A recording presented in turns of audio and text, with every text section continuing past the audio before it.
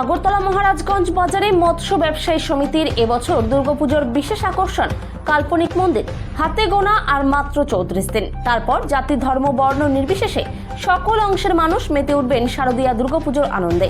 ইতিমধ্যেই ত্রিপুরার প্রত্যেকটি ক্লাবে ক্লাবে শুরু হয়ে গেছে দুর্গাপুজোর প্রস্তুতি। আগরতলা মহারাজগঞ্জ বাজারের মৎস্য ব্যবসায়ী সমিতির এবছর দুর্গাপুজোর বিশেষ আকর্ষণ কাল্পনিক মন্দির। পুজো কমিটির সেক্রেটারি অসিত দাস এবং মৎস্য ব্যবসায়ী সমিতির সাধারণ সম্পাদক ভবতোষ দাস সংবাদ মাধ্যমের মুখোমুখি হয়ে কি বললেন শুনে নেব।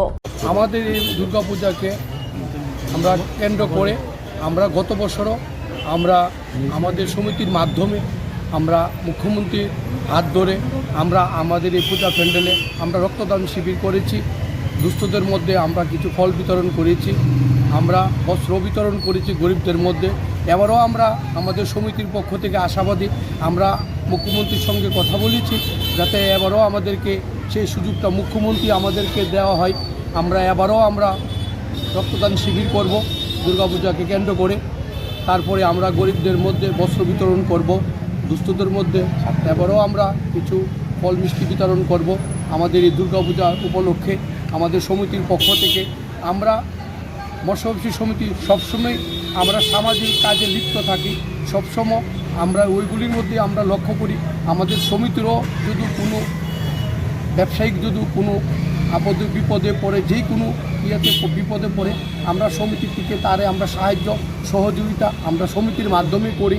আমরা মৎস্য ব্যবসায়ী সমিতি মহারাজগঞ্জ বাজার মৎস্য ব্যবসায়ী সমিতি আগরতলা, আমরা প্রতিবারের ন্যায় এই বছরও মায়ের আরাধনায় ব্রত হয়েছে। তো আমরা এবার মায়ের যে রূপ, আমরা দেবী রূপ এবং আমাদের মূর্তি তৈরি করছেন লোকাল কারিগর উত্তম চক্রবর্তী, আর প্যান্ডেল লোকাল কারিগর। আমরা যারা লোকাল আছে তাদেরই উৎসাহিত করার চেষ্টা করছি, এই জন্য মূর্তি প্যান্ডেল সবাই আমরা লোকাল কারিগরকে দিচ্ছি।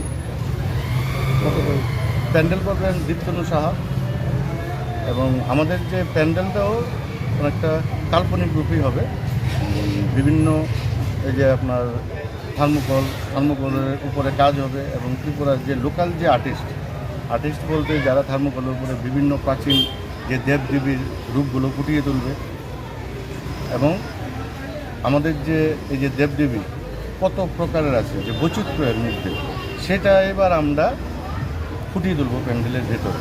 আর বাইরে থার্মোকলের উপরে ফুলের পাপড়ির মতন একটু ডিজাইন করা থাকবে, যেটা আমরা আশাবাদী যেটা আমরা দর্শকদের প্যান্ডেল এবং মায়ের রূপ যে মূর্তি তৈরি করছেন এবং দর্শক দেখে আনন্দ পাবে।